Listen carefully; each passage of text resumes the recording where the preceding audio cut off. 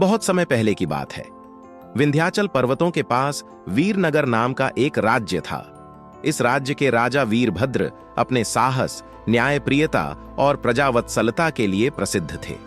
राजा न केवल एक पराक्रमी योद्धा थे, बल्कि जादू और रहस्यमय शक्तियों में भी गहरी रुचि रखते थे। एक दिन राजा के दरबार में एक साधु आया। उसकी आंखों में रहस्यमय चमक थी और वह गुफाओं की अद्भुत कहानियां सुना रहा था। उसने कहा, राजा वीरभद्र, विंध्याचल के गहरे जंगलों में एक जादुई गुफा है जिसे संपदा गुफा कहा जाता है। इस गुफा में असाधारण खजाना छिपा है, लेकिन वहां तक पहुंचना आसान नहीं है। गुफा का द्वार केवल एक सच्चे योद्धा और निडर व्यक्ति के लिए खुलता है। राजा वीरभद्र ने साधु से गुफा के बारे में और पूछा। साधु ने कहा, इस गुफा के अंदर कई चुनौतियां और जादुई पहेलियां हैं। जो इन चुनौतियों को पार कर लेता है उसे अमर खजाना मिलता है, लेकिन यह खजाना केवल वही पा सकता है जो न केवल साहसी बल्कि अपने हृदय में दया और विवेक रखता हो।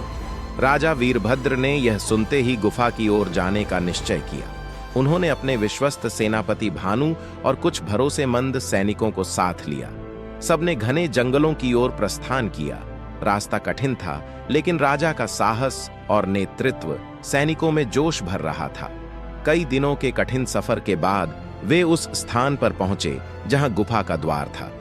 यह एक विशाल पत्थर का द्वार था जिस पर अजीबोगरीब नक्काशी की गई थी।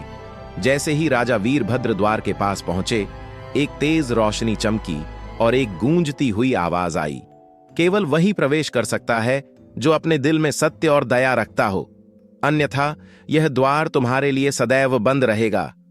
राजा ने विनम्रतापूर्वक द्वार को प्रणाम किया और कहा, मैं अपनी प्रजा की भलाई के लिए इस खजाने को पाना चाहता हूं।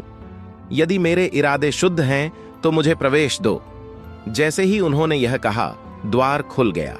गुफा के अंदर अंधेरा और सन्नाटा था। राजा और उनके साथियों ने मशालें जलाईं। कुछ दूर चलने के बाद वे एक बड़े कक्ष में पहुंचे। वहां एक कंकाल खड़ा था जिसके हाथ में तलवार थी। उसने कहा, पहली चुनौती है ताकत की, मुझसे लड़कर मुझे हराओ।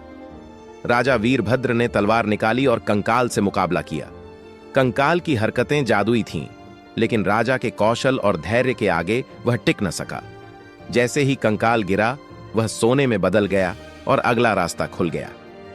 जिसके पास सब कुछ है वह सबसे गरीब है। बताओ, यह कौन है? राजा ने सोचा और उत्तर दिया, लालच। जिसके पास सब कुछ है लेकिन संतोष नहीं, वह सबसे गरीब होता है।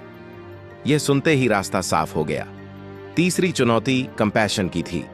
एक विशाल राक्षस प्रकट हुआ और कहा, यदि तुम इस रास्ते से आगे बढ़ना चाहते हो तो मेरे दर्द को समझो। राजा ने राक्षस के घाव देखे और उसकी मदद की। राक्षस ने खुशी खुशी रास्ता खोल दिया और कहा, सच्चा योद्धा वही है जो दूसरों की पीड़ा समझे। अंततः राजा वीरभद्र उस कक्ष में पहुंचे जहां खजाना रखा था। वहां एक प्रकाशमान मूर्ति थी जो बोल उठी, हे राजा वीरभद्र, तुमने सभी चुनौतियां पार कर लीं। यह खजाना तुम्हारा है, लेकिन याद रखना, यह खजाना केवल दूसरों की भलाई के लिए उपयोग में आ सकता है। यदि इसे स्वार्थ के लिए इस्तेमाल किया गया तो यह समाप्त हो जाएगा।